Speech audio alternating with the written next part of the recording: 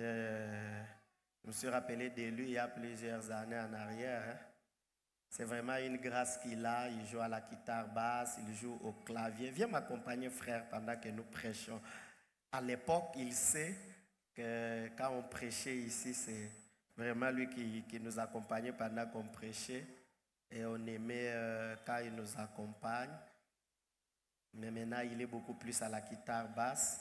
Est-ce qu'on peut célébrer le Seigneur pour lui? Acclame Jésus. Acclame le Seigneur. Il a appris. À l'époque là, tu as appris au même moment que la sœur Julie, ou un peu avant. Oh, après d'ailleurs, voilà. À l'époque, on avait l'habitude de faire venir certaines personnes pour apprendre aux jeunes les instruments. Donc il a appris ici, hein, et les claviers, la guitare basse et la batterie. Il a vraiment appris, il a été persévérant, il a gardé le tout. Donc c'est vraiment merveilleux. Donc toi aussi tu peux apprendre quelque chose à faire pour le Seigneur. La technique, arranger le son, torchonner l'église, évangéliser, intercéder. Il y a tellement de choses à faire pour le Seigneur dans l'église. Alléluia. Alors je bénis le Seigneur qui permet que je revienne encore ce mercredi dans le cadre de notre mercredi d'enseignement. Et vous connaissez le grand thème que nous partageons, ça fait quelques mercredis. Il est intitulé « Découvrir l'église locale ». Et comme nous l'avions annoncé l'autre fois, dans ce grand thème « Découvrir l'église locale », nous aurons plusieurs sous-thèmes, plusieurs chapitres qui vont nous aider à comprendre réellement l'église locale. Et le premier point que nous avions eu à partager ensemble avec vous, le 2 mercredis passés, c'était quel sous-thème? Quelqu'un peut nous rappeler? Oui, mon frère.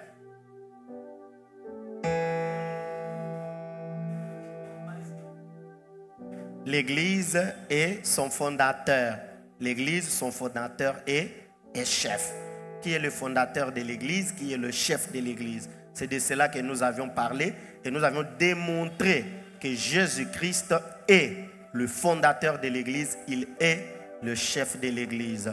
Le pasteur avait déjà introduit pour expliquer le concept église, pourquoi l'église, il avait expliqué toutes ces choses-là. Et aujourd'hui, nous continuons avec ces partages. Et j'aimerais bénir le Seigneur pour notre pasteur, pour qui je demande encore beaucoup de prières. Pour ceux qui sont au courant, nous avions commencé aujourd'hui notre convention missionnaire de toutes les églises de la Borne. Ça se passe à Kinshasa. Nous irons jusqu'au samedi. Donc mercredi, jeudi, vendredi et samedi. Je vous demande dans vos maisons de prier pour cette convention missionnaire. Donc toutes les églises, bon, on ne sait pas, demander à tous les membres disséminés sur le territoire congolais et en dehors du pays de se retrouver à Kinshasa. Mais ce qu'on fait généralement, c'est que les pasteurs de partout se rassemblent à Kinshasa avec les fidèles des églises de Kinshasa. Nous bénissons le Seigneur. C'est toujours important de se retrouver en famille. Et nous sommes des assemblées de Dieu, bien sûr, mais nous sommes aussi de la famille La Borne. Bon, famille La Borne, c'est très complexe, mais voilà, nous venons nous tous de la Borne Upen. C'est comme ça qu'ils sont à Kin. Le pasteur est parti aujourd'hui. Il va revenir le lundi pour cette convention missionnaire. Alléluia. Voilà. Ce soir, nous allons continuer avec découvrir l'église locale. Nous allons lire 2 portions des Écritures. La première dans Matthieu chapitre 28 du verset 16 au verset 20. Ne joue pas des sons aigus, change un peu, merci. Matthieu 28, 16 à 20.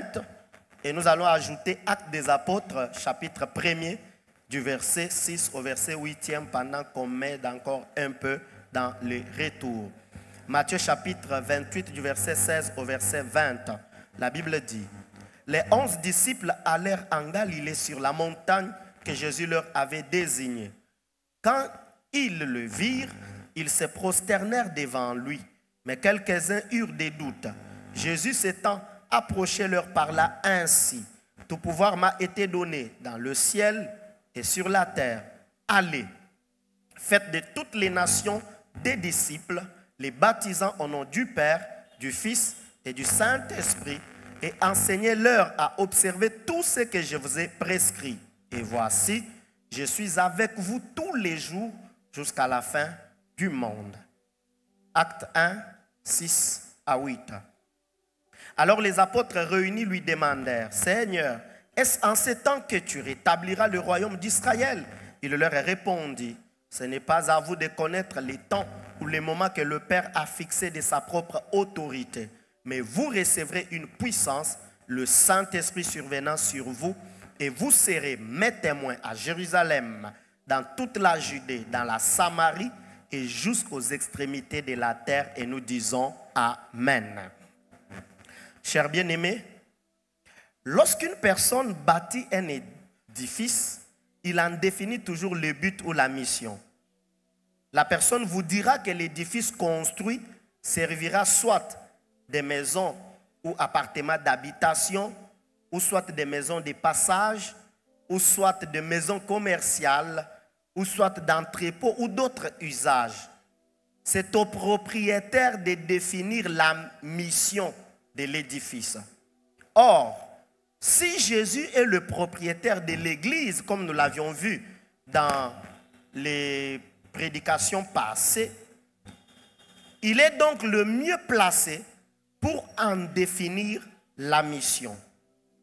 Et pour connaître la mission de l'église, il est donc important pour nous qui appartenons à l'église, qui nous déclarons membres de l'église, de recourir à Jésus, le chef de l'église, le propriétaire de l'église, les bâtisseurs de l'église, afin qu'ils puissent nous révéler la mission de celle-ci.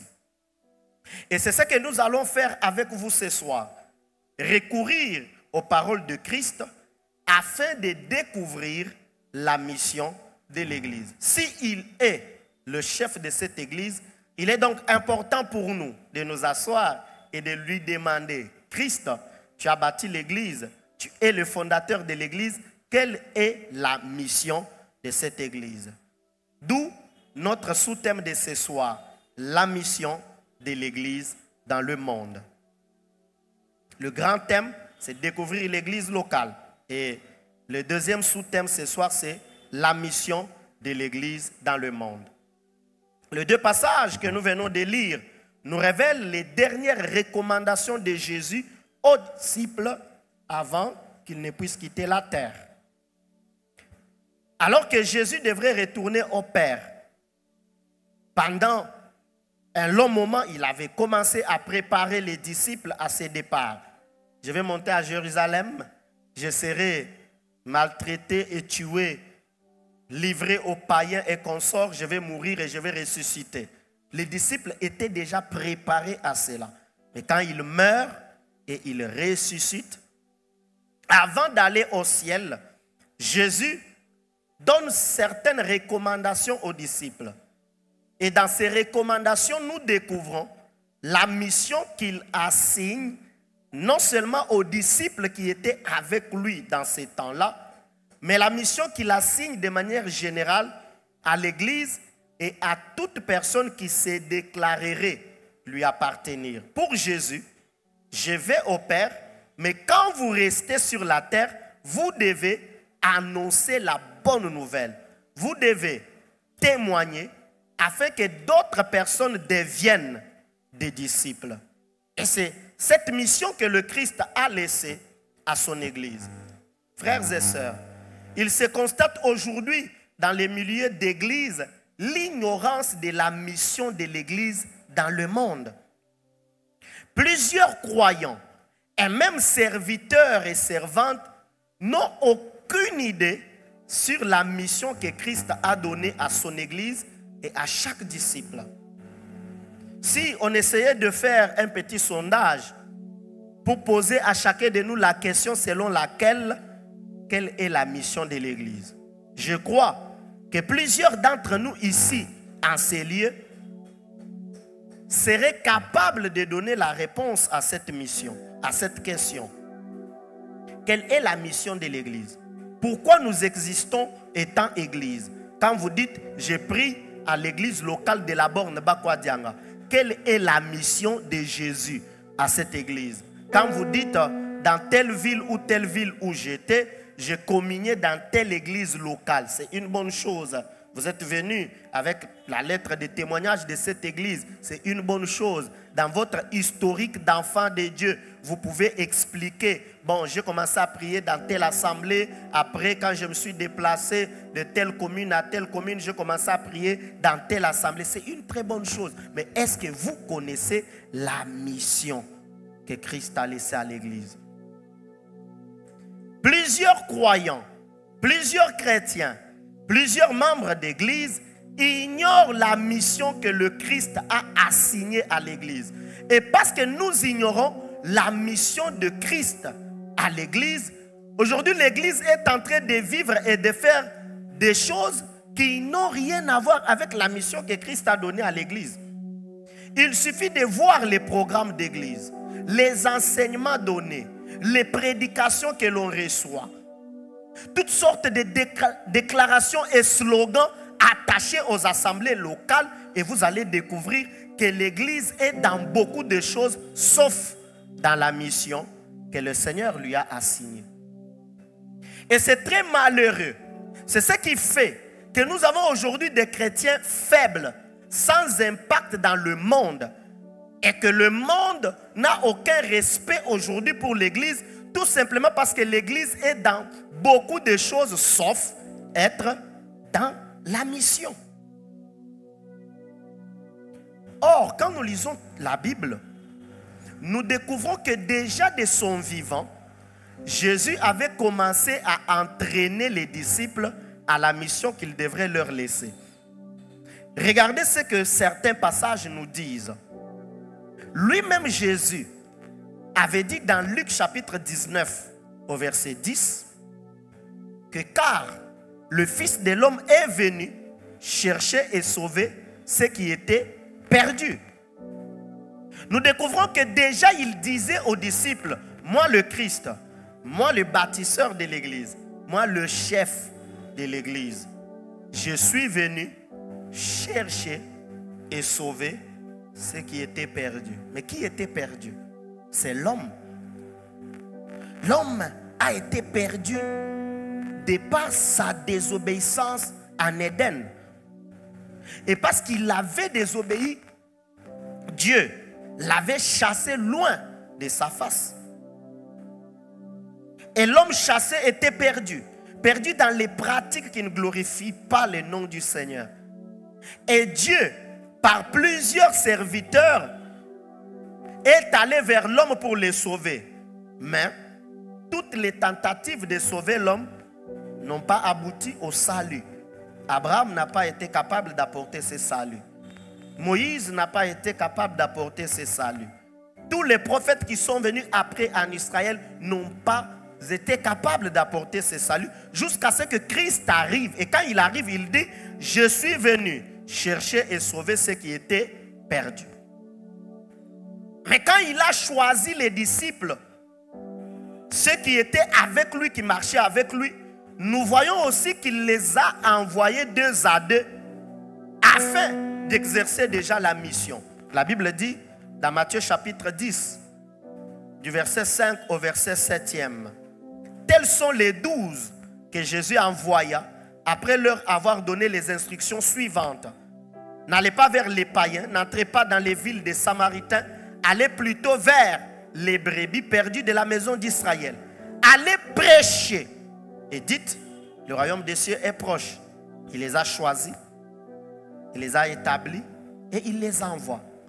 Il les prépare déjà à la mission. Je suis encore avec vous, je suis vivant, mais il faudrait que vous soyez capables d'aller prêcher. Prêcher qui? Prêcher les brebis perdues de la maison d'Israël. Voyez-vous, Christ est préoccupé par ceux qui sont perdus. Christ est préoccupé par ceux qui ne les connaissent pas encore. Et avant de quitter la terre, il dit à tous ceux qui étaient autour de lui, Dans Marc chapitre 16, au verset 15e. Puis il leur dit, allez par tout le monde et prêchez la bonne nouvelle à toute la création. Voyez-vous, chers bien-aimés, quelle mission? Celle de prêcher la bonne nouvelle à toute la création par tout le monde. Allez-y partout, dans toutes les contrées. Prêchez la bonne nouvelle. Allez-y vers toutes les ethnies. C'est ça qui est dit quand nous lisons Matthieu 28, tel que nous l'avions lu au début de ce message. Faites de toutes les nations. Quand on dit toutes les nations, il s'agit des ethnies, ethnos, ethnies. Prêchez à toutes les ethnies qui existent dans le monde l'évangile. Quelle mission! Et dans Actes 1:8, tel que nous l'avions lu, Jésus répète cette mission avant de monter. Être témoin. Être porteur de la bonne nouvelle. Mais où? Il dit, vous serez mes témoins à Jérusalem.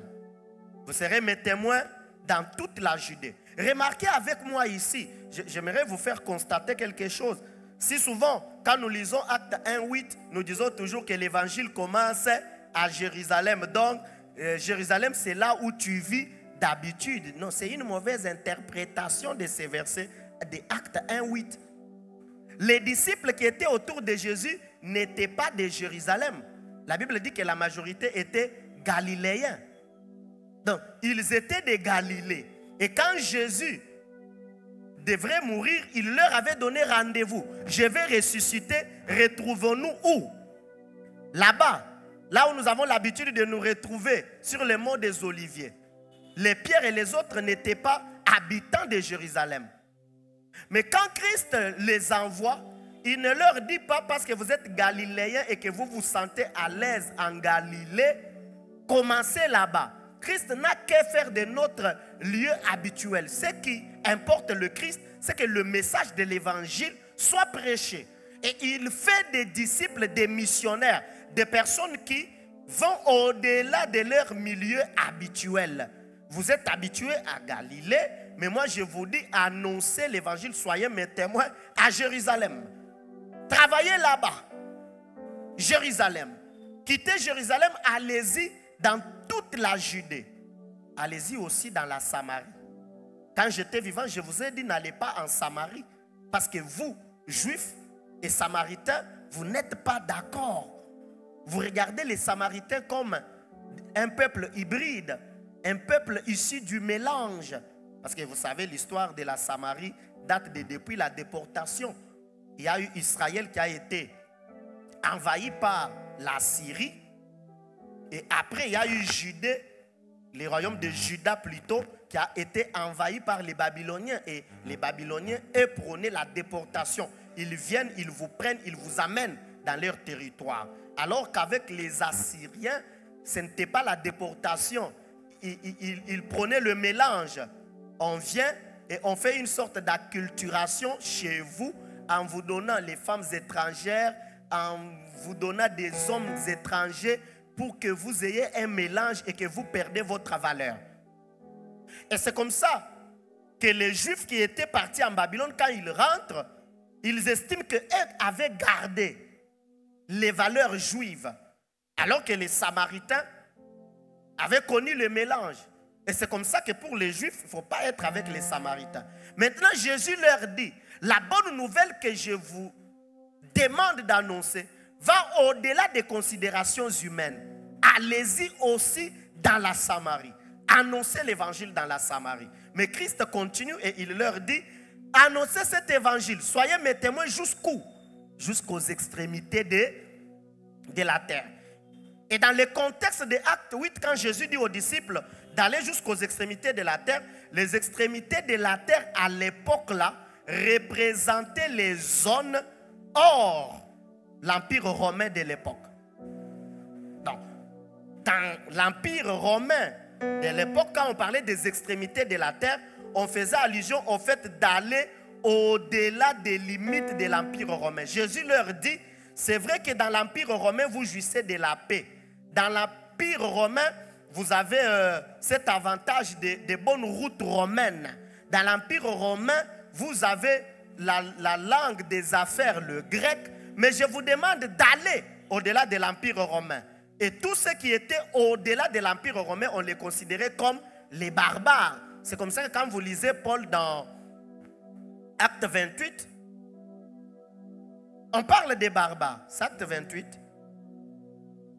l'avant-dernier chapitre, je crois. On parle des barbares qui ont bien accueilli les Paul et les autres. Parce que c'est des personnes qui n'étaient pas dans l'Empire romain. Voyez-vous, Jésus-Christ leur demande d'apporter l'évangile jusqu'aux extrémités de la terre. Et tous ces versets que nous venons de lire démontrent que Christ n'a pas bâti son église sans mission. En laissant l'église dans le monde, Christ a donné à l'église une mission. Église, vous restez. Bientôt, je vais revenir vous prendre parce qu'il ne faut pas aussi l'oublier en parlant de l'église, en parlant de tout ce qu'on va nous enseigner le mercredi. Oui, chers bien-aimés, soyons conscients que Jésus-Christ, le chef de l'église, va revenir prendre l'église. Il l'a dit lui-même déjà dans Jean 14, le verset 2 et le verset 3, il dit, il y a plusieurs demeures dans la maison de mon Père. Si cela n'était pas, je vous l'aurais dit, je vais vous préparer une place. Et lorsque je m'en serai allé et que je vous aurai préparé une place, je reviendrai. Et je vous prendrai avec moi, afin que là où je suis, vous y soyez aussi. Il ne faut pas perdre cela. Que nous chantons des louanges, que nous dansons, que nous prêchons, que nous écoutons le message. Tout ce que nous faisons dans l'église, c'est bien. Mais nous ne devons pas perdre l'idée et la conviction selon laquelle Jésus-Christ revient bientôt. Le croyez-vous?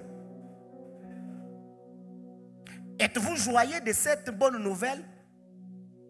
Chaque fois que l'idée selon laquelle Jésus revient vous traverse la tête, est-ce qu'il y a une sorte de joie, une sorte d'espérance qui monte dans votre cœur? Et d'ailleurs, c'est cette joie et cette espérance qui doivent nous pousser à plus annoncer l'évangile. Jésus revient maintenant. Il revient bientôt. Alors, annonçons l'évangile. Et dans 1 Thessaloniciens 4, 15 à 17, l'apôtre Paul le dit. Voici en effet ce que nous vous déclarons d'après la parole du Seigneur. Nous, les vivants, restés pour l'avènement du Seigneur, nous ne dévancerons pas ceux qui sont morts, car le Seigneur lui-même a un signal donné à la voix d'un archange et au son de la trompette de Dieu descendra du ciel. Et les morts en Christ ressusciteront premièrement. Ensuite, nous les vivants qui serons restés, nous serons ensemble tous enlevés avec et sur dénoués à la rencontre du Seigneur dans les airs. Voyez-vous, Jésus va revenir. Et quand il laissait les disciples, il leur avait dit, je vais revenir. C'est ce qui se passe même dans Acte 1. Pendant qu'il monte, la Bible dit, les disciples le regardaient en train de monter. On dirait qu'ils avaient des regards inquiets. Oh, Jésus qui faisait notre fierté est en train de nous laisser. La Bible dit que là, alors qu'ils montaient, alors qu'ils étaient comme inquiets, la nuée l'a dérobé. Alors qu'ils avaient des regards fixés sur Christ, deux hommes vêtus de blanc se présentent à eux. Oh, hommes galiléens, on ne les appelle pas hommes de Jérusalem, parce qu'ils n'étaient pas de Jérusalem. Hommes galiléens, pourquoi vous arrêtez-vous à regarder vers le ciel Jésus? De la même manière qu'il est parti, il fera quoi? Il fera quoi? Il reviendra. Mon frère, le retour de Jésus-Christ est la meilleure des promesses qui doit nous animer dans la vie chrétienne. Si l'empressement que tu as, l'attachement que tu as envers Dieu n'est pas motivé par le fait que le Christ revient bientôt nous prendre, attention, tu risques d'être sur une mauvaise pente. Et plusieurs chrétiens dans nos églises, plusieurs croyants aujourd'hui sont sur une mauvaise pente. Ils sont animés par cette espérance, l'espérance d'un Jésus qui guérit. L'espérance d'un Jésus qui donne le mariage. Un Jésus qui fait les miracles. Un Jésus qui donne de l'argent.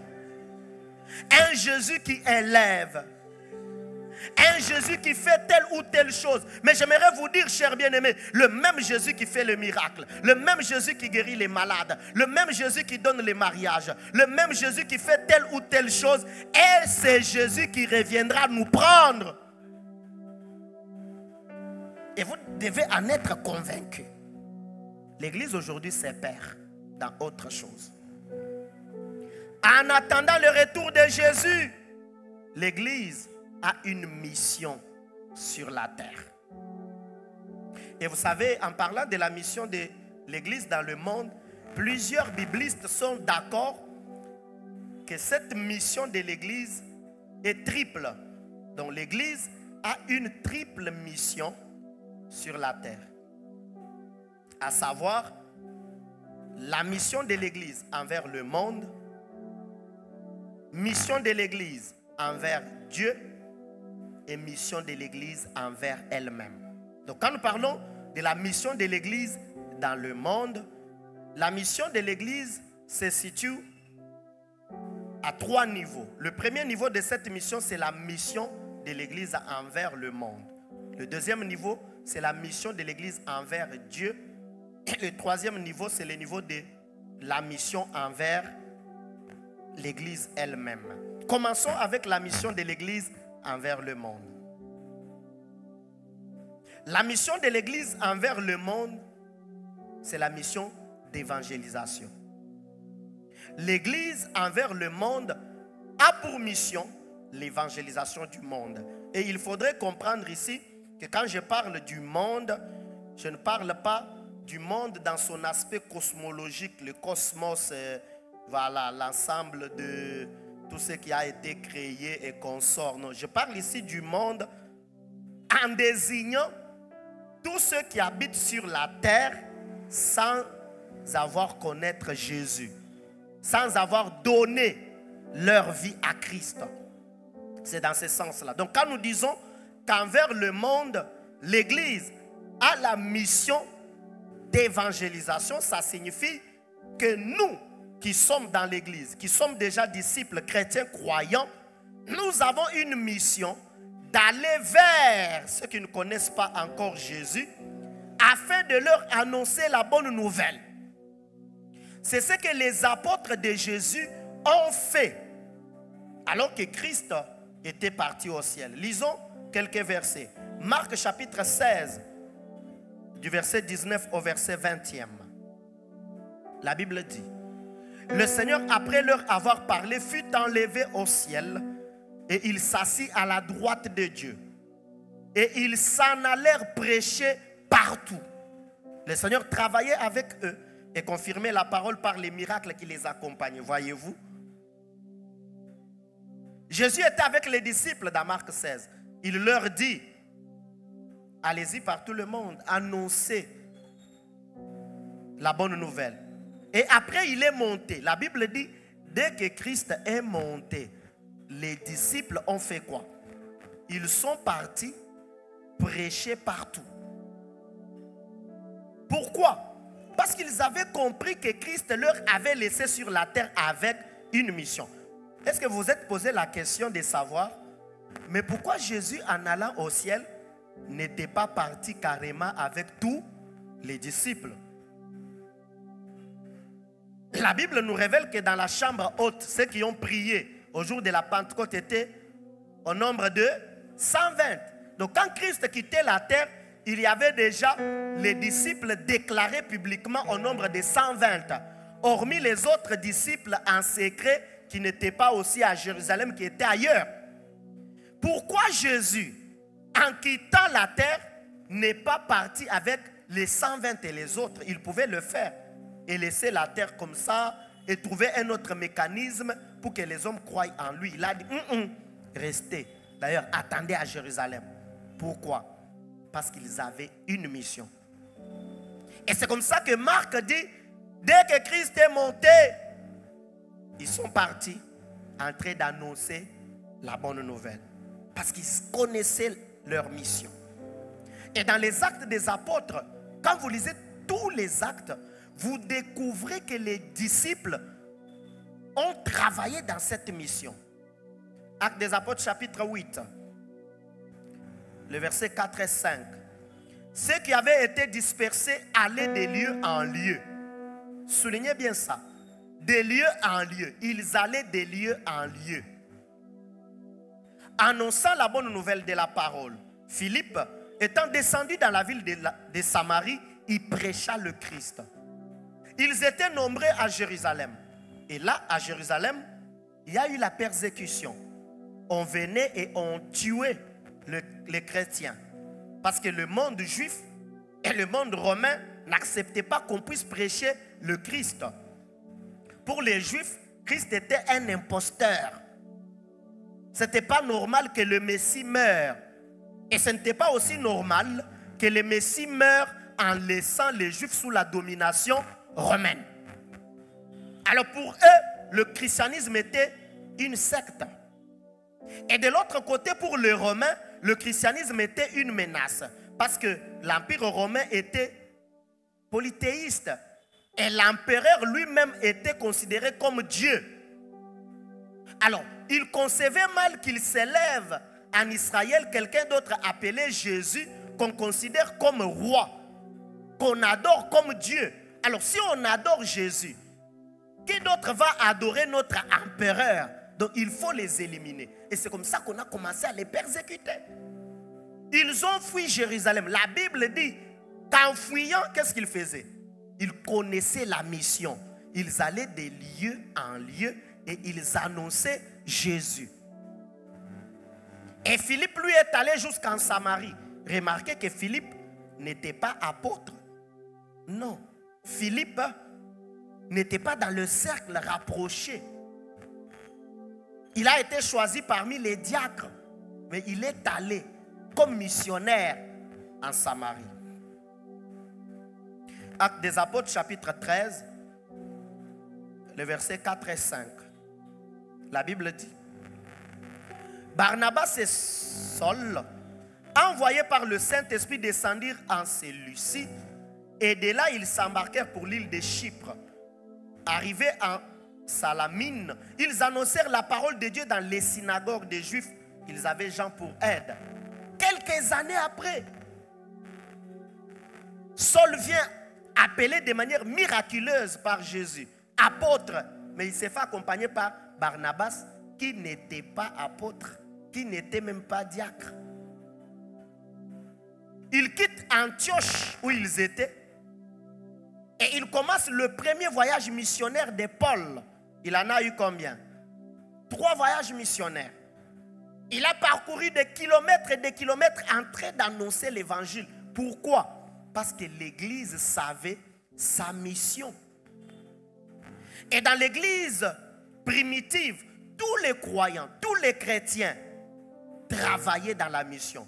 Apôtres, pasteurs ou anciens, prophètes, hommes et femmes, tous étaient debout pour l'évangélisation des perdus. Et c'est la première mission de l'église. Frères et sœurs, si vous venez prier dans cette église, il faudrait que cette pensée ne puisse pas nous quitter. La mission que Christ a laissée à l'église, c'est celle d'évangéliser le monde. Alors, quelles sont les exigences de cette mission? L'évangélisation du monde dans une église locale exige certaines choses. La première chose, c'est la réponse à l'appel missionnaire. L'évangélisation exige à ce que les hommes et les femmes, membres de l'église locale, puissent répondre à l'appel missionnaire. Chers bien-aimés, tout le Nouveau Testament est rempli de cet appel missionnaire. Dieu nous appelle à la mission. Dieu appelle les hommes et les femmes qui se convertissent à annoncer le Christ, à être des missionnaires, être des personnes qui peuvent aller au-delà de leur propre milieu habituel pour annoncer le Christ. Vous n'avez pas besoin d'être pasteur, vous n'avez pas besoin d'être tel ou tel dans l'église pour répondre à cet appel missionnaire. qui que vous soyez, quel que soit le nombre d'années que vous avez dans une église locale, vous pouvez répondre à cet appel missionnaire. L'appel missionnaire consiste à ce que vous prenez un engagement en disant à Dieu, j'ai compris la mission de l'église. À partir d'aujourd'hui, au-delà de ma maison et de ma famille, je vais annoncer le Christ. Voyez-vous un missionnaire?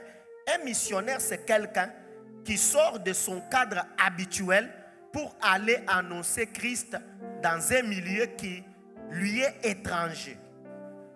Si tu es habitué à la Kanchi et que tu vas à la Mouya pour annoncer Jésus, tu es missionnaire. Parce que à la Mouya, il y a une autre mentalité différente de celle de la Kanchi. Et du moment que tu te trouves dans cette nouvelle contrée, en train d'annoncer le Christ, tu es missionnaire. L'évangélisation du monde a besoin des hommes et des femmes qui répondent à l'appel missionnaire. Et nous devons tous répondre à cet appel. Dire oui, j'accepte d'évangéliser. Oui, j'accepte de parler de Jésus autour de moi. Il faut les hommes et les femmes qui peuvent répondre à l'appel d'aller en dehors du cadre de leur église, en dehors de leur milieu habituel pour évangéliser les autres. L'évangélisation a besoin des hommes, mes frères. L'évangélisation a besoin des femmes. Et nous devons répondre à cet appel comme les Matthieu et les autres. Jésus-Christ les a rencontrés dans leurs affaires. Qu'est-ce qu'il leur disait? Suivez-moi. Quel appel puissant. Mais Jésus, il était terrible. Hein? Vous vous imaginez? Il trouve Matthieu qui était péager dans son activité quotidienne. Cette activité qui lui donnait un gagne-pain. Mais il dit, suis-moi. Et la Bible dit, au même instant, Matthieu le sait tout. Et il le suivit. Il rencontre Pierre, André, Jean-Jacques, des pêcheurs. Il leur dit, suivez-moi et je ferai de vous des pêcheurs d'hommes. Aussitôt, ils laissèrent leur filet et ils les suivirent. Êtes-vous prêts à répondre à cet appel? Frères et sœurs, j'ai découvert que tout chrétien qui ne répond pas à l'appel missionnaire, soit il ne comprend pas encore le sens de la vie chrétienne, soit il est dans l'amusement chrétien. Plusieurs sont dans une sorte d'amusement. Ils viennent dans l'église, mais on dirait qu'ils s'amusent en venant dans l'église. Comment on s'amuse? On n'est pas là dedans, mais on profite de la chaleur de l'église. Dansons un peu. Alléluia, alléluia, alléluia. On danse, il y a de la chaleur, il y a de la sueur, on danse. On dit prions un peu. On prie comme un religieux, on tape les mains comme un bon pentecôtiste, on monte, on circule la salle, on fait des mouvements. Et aujourd'hui, avec toutes ces choses qui n'ont rien à voir avec les saintes écritures. Bien aimé, la position compte dans la prière. La position, et les gens sont là, à genoux, ils ont même des crampes et consorts. Et on pense que tout ça, Dieu est dedans. On est dans une sorte d'amusement spirituel. On lui dit, il faut sceller ta prière avec les offrandes. Il s'élève. Est-ce que c'est mauvais? C'est pas mauvais, mais il s'élève. Je scelle ma prière. Et quand Dieu regarde du haut des cieux, aucun engagement dans la vie chrétienne. Aucun engagement. Et c'est comme ça qu'on a des chrétiens qui sont tantôt dans le monde, tantôt dans l'église. Parce qu'en fait, le sens de l'engagement est banni dans nos églises, frères et sœurs. C'est très bizarre aujourd'hui. Très bizarre. Quand je regarde les conversions de l'époque, ce genre d'enthousiasme et d'engagement. Quand un jeune homme à l'époque te dit, j'ai donné ma vie à Jésus, mais c'est du sérieux. C'est du sérieux. Pas les jeunes gens aujourd'hui qui sont en train de tapoter les jeunes filles sur les épaules et partout. Et qui viennent adorer le Seigneur. Non, non, non, non, non, non. Quand un homme, une femme te dit, j'ai donné ma vie à Christ, mais c'est du sérieux. Mais aujourd'hui, on est dans l'amusement. Et plusieurs personnes ne savent pas répondre à l'appel missionnaire parce qu'il y a un problème là. On vient dans l'église, mais on n'est pas totalement engagé à suivre le Christ. Jésus a dit, si quelqu'un vient après moi, qu'il fasse quoi? Qu'il renonce à lui-même. Qu'il se charge de sa croix. Qu'il me suive. Mais aujourd'hui, aujourd'hui, surtout dans nos pays laïcs. Nous sommes dans un pays laïque où tout le monde a la liberté de religion. On ne comprend pas l'essence de devenir chrétien. Mais demandez à ceux qui sont dans les pays islamiques où vous n'avez pas le droit de marcher avec les saintes écritures, la sainte Bible, où les gens parlent de Jésus au prix de leur vie. Ils sont sérieux. Demandez à ceux qui sont devenus chrétiens, mais issus des familles religieuses, des familles islamiques, des familles bizarres, où il y a de la persécution quand vous donnez votre vie à Jésus. Ils savent dans quoi ils sont engagés. Mais les autres, je ne sais pas dire nous autres, nous venons des familles où accepter Christ n'a pas été facile. Mais les autres là, as-tu déjà accepté Jésus? Mais oui, explique-nous un peu. Mon papa est chrétien, ma maman est chrétienne. Je suis né dans une famille chrétienne. Depuis les bas âges, on m'a amené à l'écodim. Ce n'est pas le fait qu'on t'a amené à l'écodim qui a fait de toi chrétien. Tu deviens chrétien, enfant de Dieu, quand toi-même tu as pris un engagement. Vous savez, ma femme me raconte toujours l'histoire de sa conversion. Elle me dit qu'elle était déjà secrétaire de la jeunesse. Le jour qu'elle a donné sa vie à Jésus, c'était dans une manifestation. Avant d'accepter Jésus, elle est passée devant. Elle a fait le mot de circonstance. Ah, quelle servante merveilleuse de Dieu. Elle servait un Dieu sans le connaître. Après avoir fait le mot de circonstance dans la manifestation de la jeunesse où elle était secrétaire de la jeunesse, elle participait aux décisions du département. Ce jour-là, quand on a prêché l'évangile, on a dit, si tu n'as jamais accepté Jésus, aujourd'hui donne ta vie à Jésus. On a vu la secrétaire s'élever et donner sa vie à Jésus. Ce n'est pas parce que tu viens d'une famille chrétienne où tu fais quelque chose à l'église que tu as déjà pris l'engagement de marcher avec Jésus. Et aujourd'hui, les hommes et les femmes ne répondent pas à l'appel missionnaire parce qu'il y a un problème. Pas de conversion authentique. On est dans, comme je l'ai appelé, un amusement spirituel. On va sur la montagne, on se prend des photos. Et aujourd'hui, le christianisme est devenu comme un christianisme de fanfaronnade. On a beaucoup de fanfarons, comme des pharisiens qui sont en longue robe, avec l'apparence de la piété, brillant dans les lieux publics, démontrant qu'ils jeûnent avec une mine de jeûne. C'est comme ça que Jésus a dit, non, quand vous jeûnez, ne démontrez pas que vous jeûnez. Sinon, pas vous êtes des hypocrites comme des pharisiens. On a un christianisme hypocrite aujourd'hui. Des grosses Bibles entre les mains, mais des aventuriers. Des aventuriers. Des photos d'eux à genoux, mais des photos calculatrices. Il sait que quand je publie comme ça, on me verra. Et quand je vais me présenter devant eux comme serviteur, on va me craindre. Mais les calculs, c'est cette petite fille d'autrui là. Voyez-vous pourquoi l'appel à la mission est devenu compliqué aujourd'hui? Pour évangéliser dans le monde, l'Église a besoin des hommes et des femmes qui répondent à l'appel missionnaire. As-tu déjà répondu à cet appel? Toi qui pries dans cette église, toi qui es serviteur, servante ici, as-tu déjà répondu? Dis-nous un peu. Combien de personnes peuvent t'appeler leur papa dans la foi ou leur maman dans la foi? Combien tu as amené à Jésus depuis que tu es chrétien? Dis-nous un peu. Quelle est la personne sur cette terre qui peut dire, pas si j'ai pris dans cette église, non, parce qu'il y a aussi les débauchages. En politique, on dit comment? Dans notre pays, il y a un terme là. C'est quel terme en politique chez nous là? C'est ça, c'est toujours les débauchages. Oh, vous me regardez comme ça si vous ne connaissez pas l'histoire de notre pays. Les histoires, on prend les gens de tels partis politiques, on les amène là-bas pour coaliser, avoir des majorités. On dit comment? Eh, Seigneur Jésus, les citoyens du ciel de la borne, shalom. Vous, les histoires du pays là, ça ne vous dit rien. Mais voyez-vous, pas la personne que tu as débauchée dans son église pour l'amener ici. Quelqu'un qui était pécheur dans le monde, tu l'as évangélisé. Qui peut dire si je suis chrétien, c'est grâce à ces frères-là ou à cette sœur?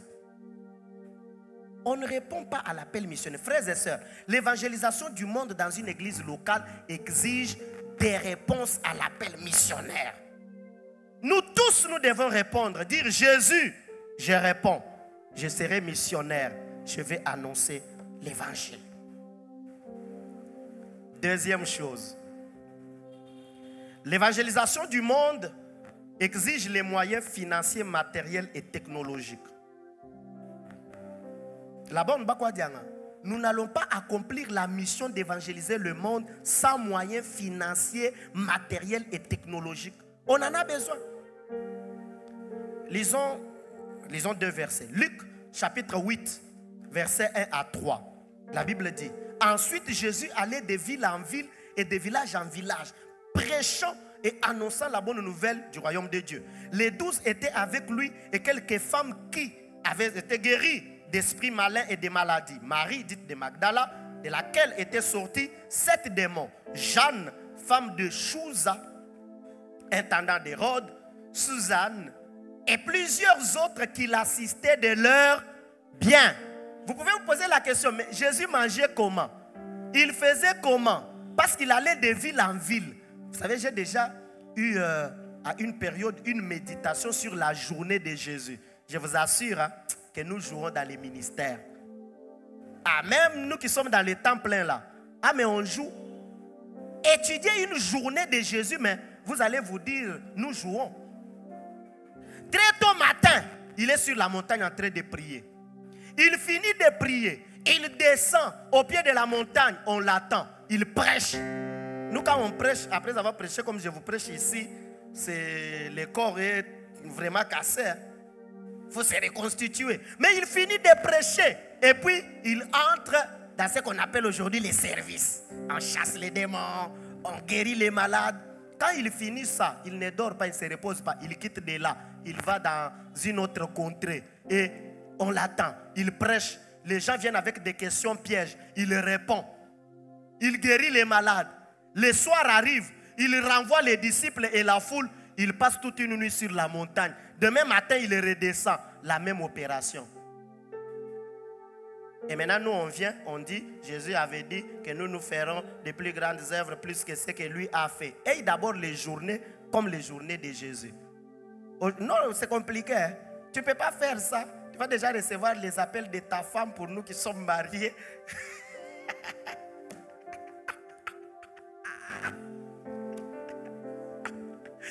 Ah oui, c'est compliqué. Hein? Très compliqué. Et puis le peuple va te presser.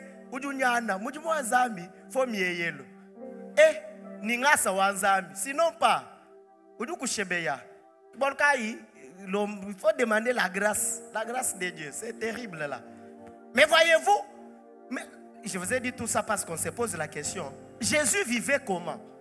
Il vivait parce qu'il y avait des femmes qui mettaient leur bien à sa disposition afin que l'évangile soit prêché.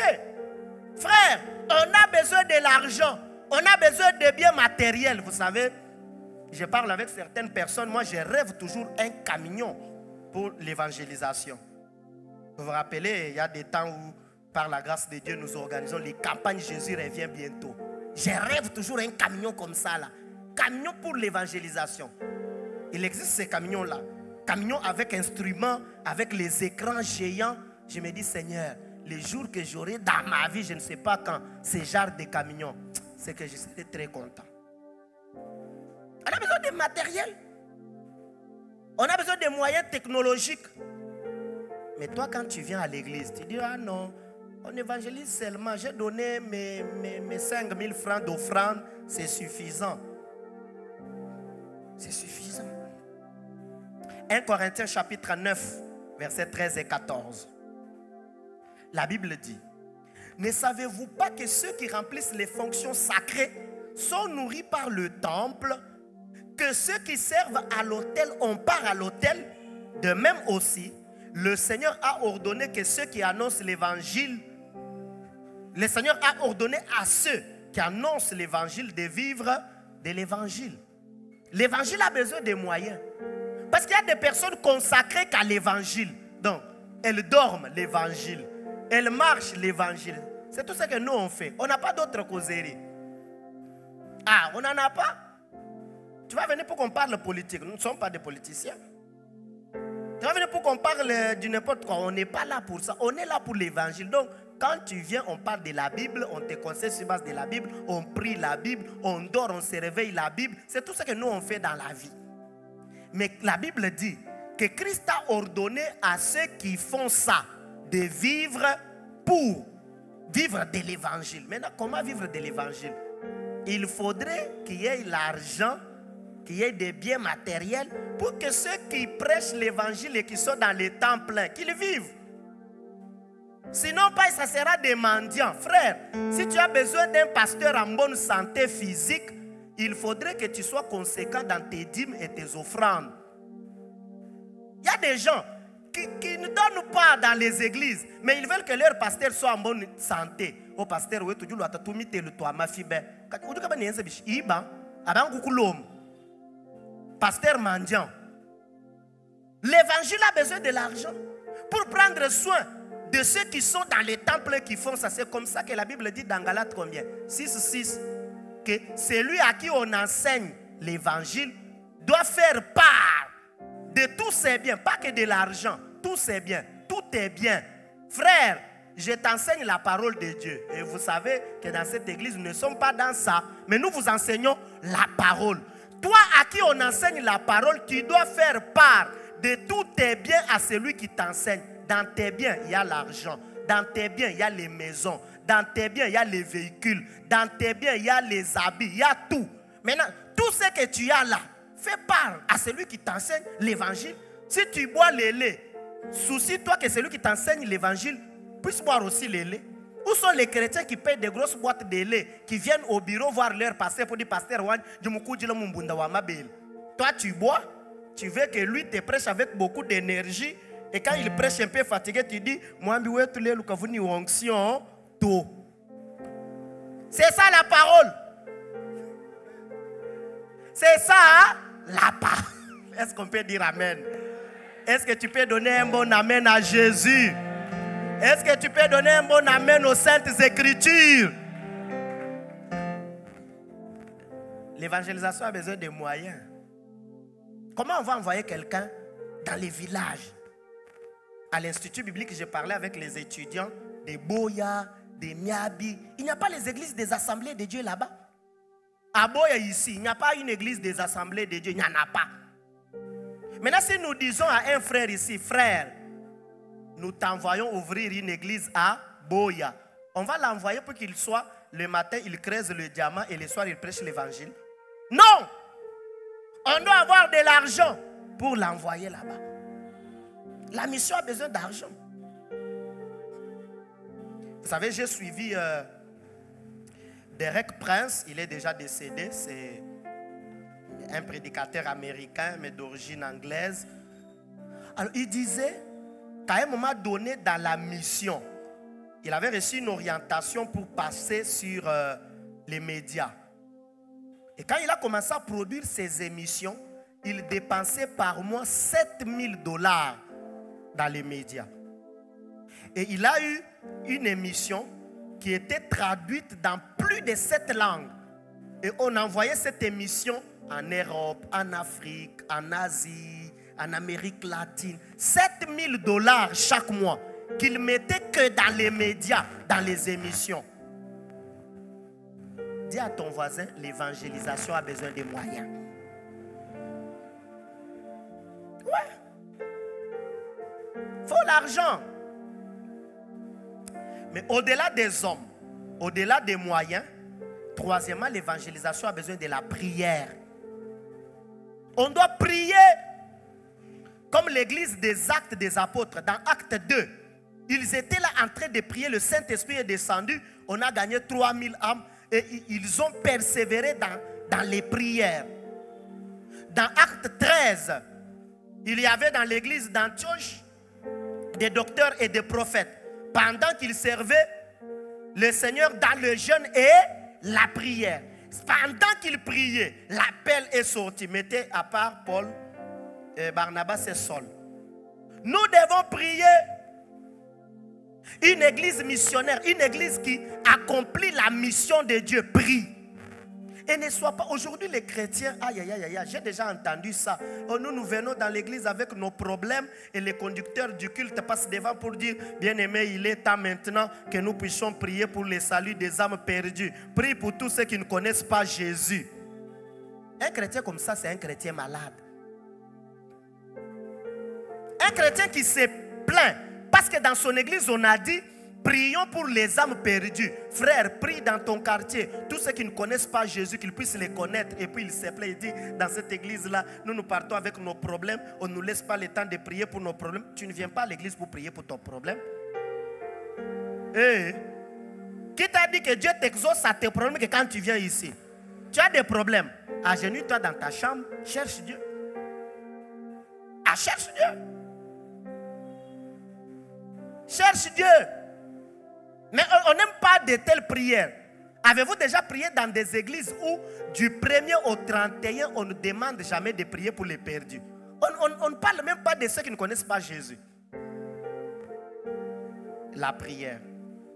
Un autre élément que l'évangélisation du monde exige, c'est la bonne organisation missionnaire.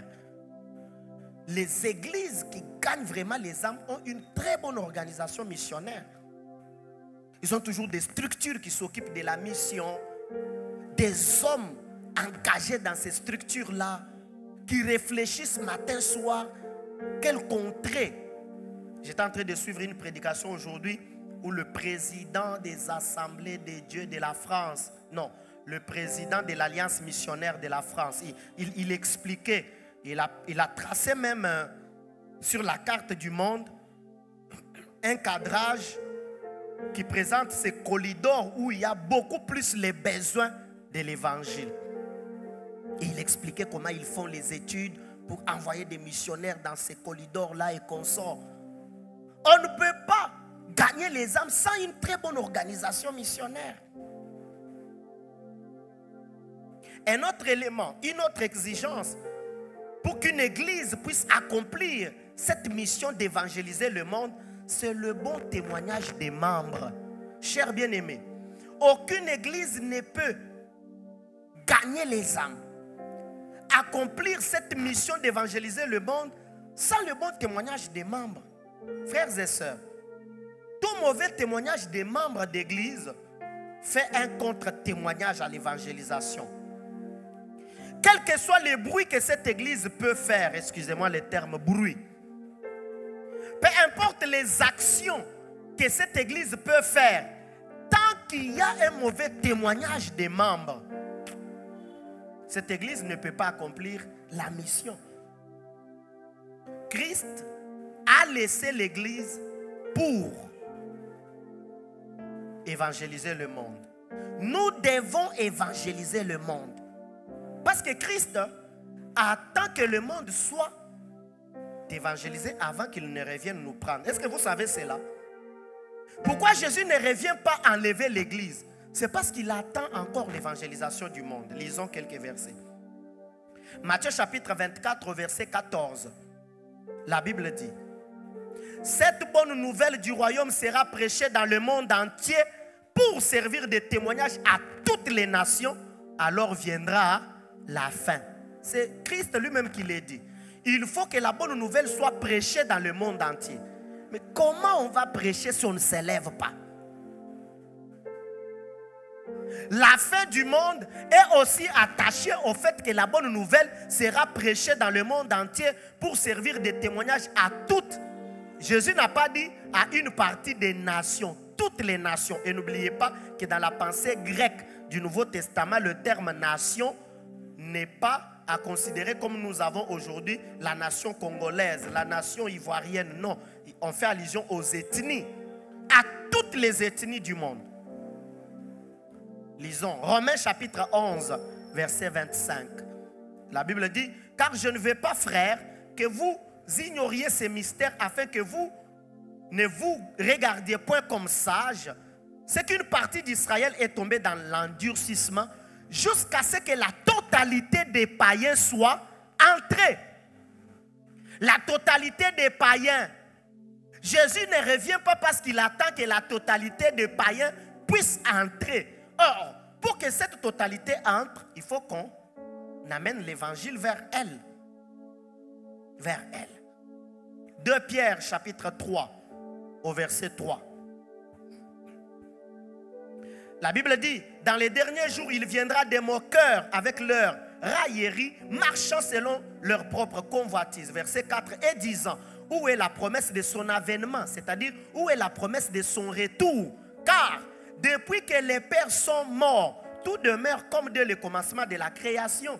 Voyez-vous, les moqueurs, ils disent, mais Jésus là, il ne revient toujours pas. Il ne revient toujours pas. L'apôtre Pierre dit, au verset 9, toujours de 2 Pierre 3, il leur répond. Il répond aux moqueurs.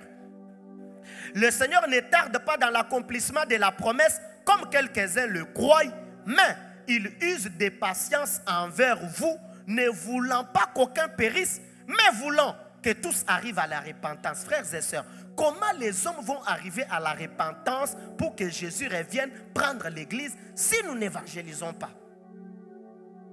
C'est la mission de l'église. Il faudrait que les hommes évangélisent. Personne ne peut arriver à la conversion et à la repentance si nous n'évangélisons pas. Et l'apôtre Paul l'a dit aux Romains. Romains chapitre 10 au verset 14. La Bible dit, comment donc invoqueront-ils celui en qui ils n'ont pas cru? Et comment croiront-ils en celui dont ils n'ont pas entendu parler? Et comment en entendront-ils parler s'il n'y a personne qui prêche? Frères et sœurs, oui, les hommes doivent se convertir, mais comment vont-ils se convertir sans entendre parler de Jésus? Comment vont-ils entendre parler de Jésus s'il n'y a pas de porteurs du message de la bonne nouvelle? Église de Jésus, c'est notre mission. C'est la mission que Christ a laissée à l'église locale. Nous devons annoncer l'évangile. Il est temps pour nous de prêcher encore Jésus-Christ. Il est temps pour nous de sortir, d'annoncer l'évangile, de parler de Jésus partout.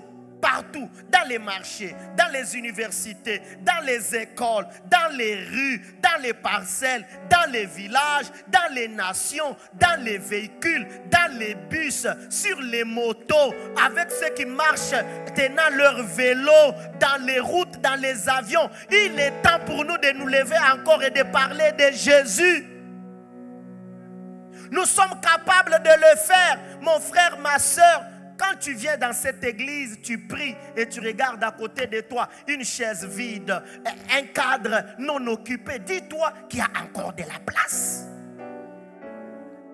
Il y a encore de la place et c'est ta responsabilité. Parce qu'aujourd'hui, dans notre monde et dans nos églises, il y a une fuite de responsabilité. Pourquoi notre église ne croit pas?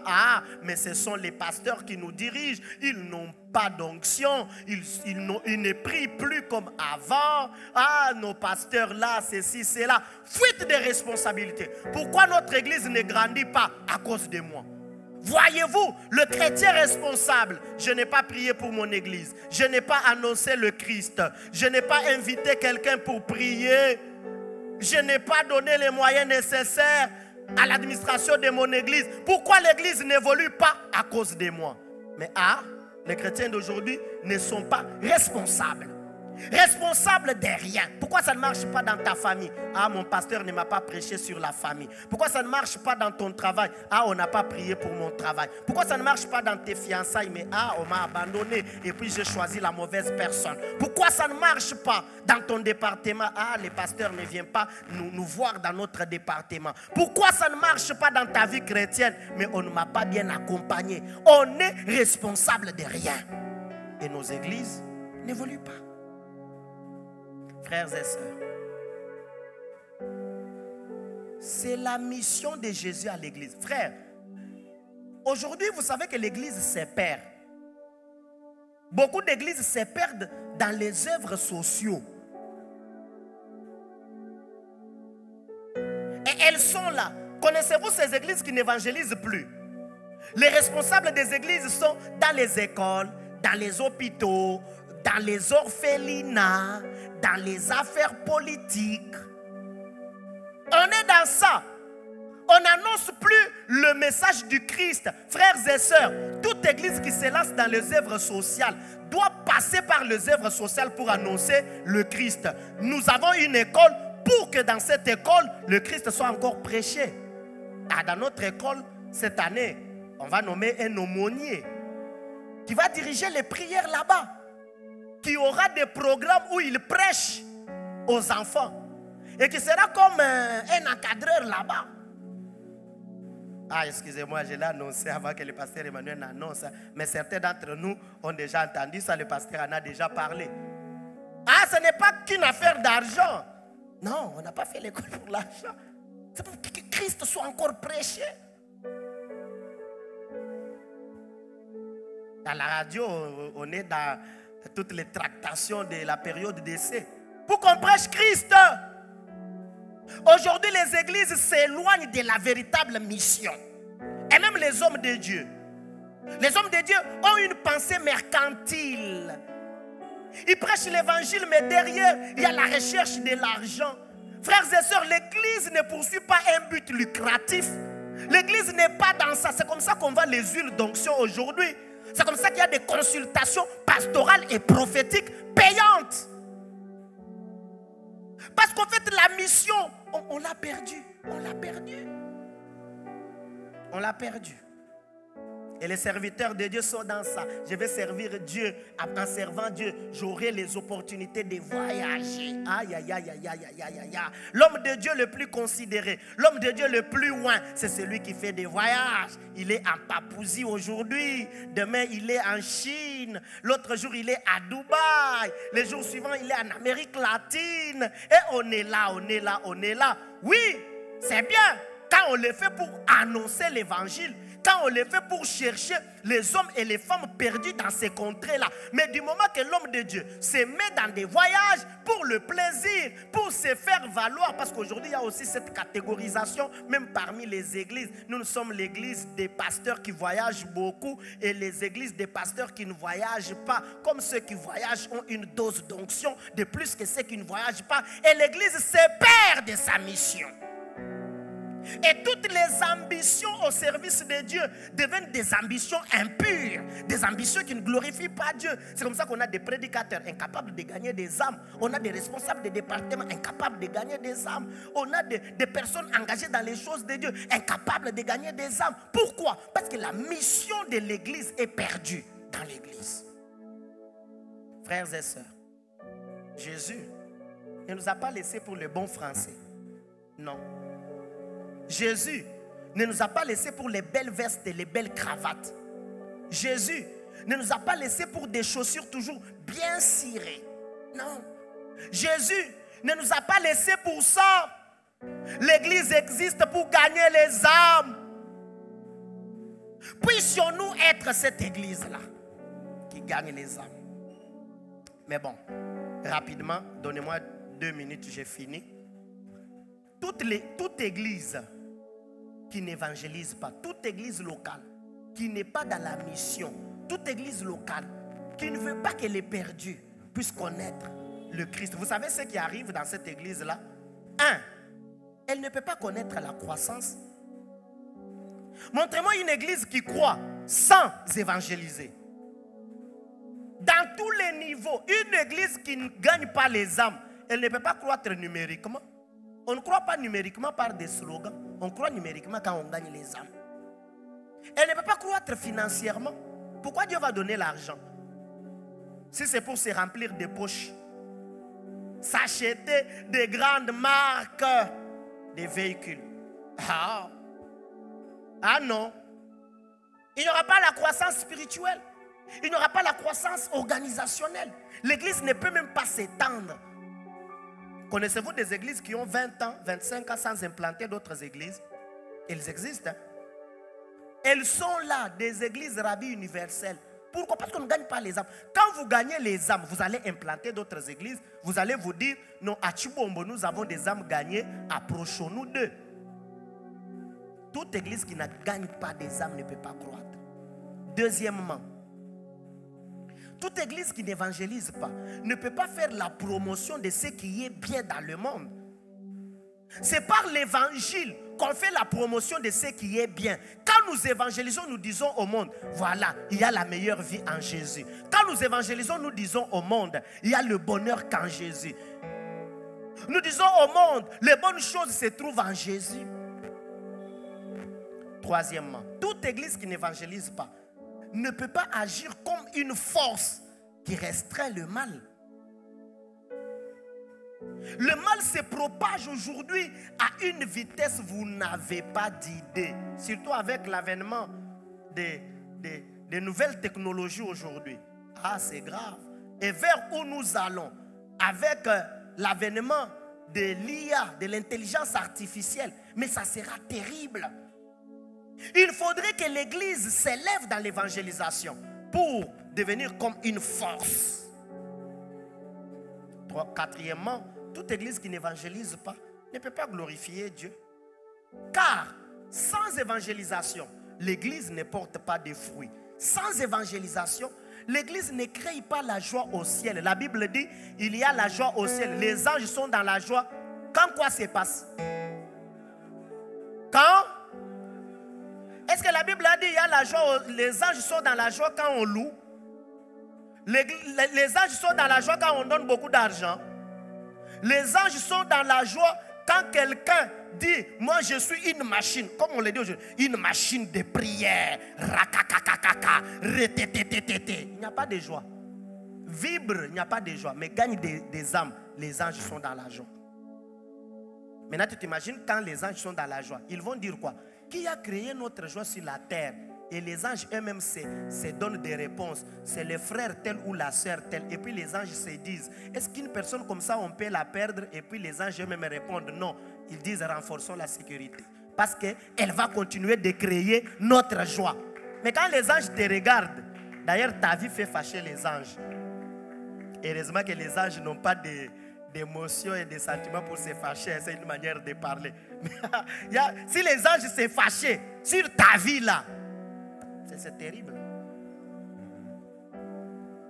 Bon, la dernière chose, toute église qui n'évangélise pas, qui ne gagne pas les âmes, ne sait pas jouir de toutes les bénédictions célestes. Il y a des bénédictions divines sur toute église qui gagne les âmes. Nous voulons en jouir. Soyons dans la mission. Jésus a laissé l'église sur la terre avec cette mission. Évangéliser le monde. Aller partout la terre. Aller parmi les nations. Prêcher la bonne nouvelle. Faites des disciples. Amenez les hommes et les femmes à connaître le Seigneur. Et Dieu nous attend nous tous dans cette mission. Et il est temps pour nous de répondre à cet appel missionnaire. Que Dieu bénisse sa parole.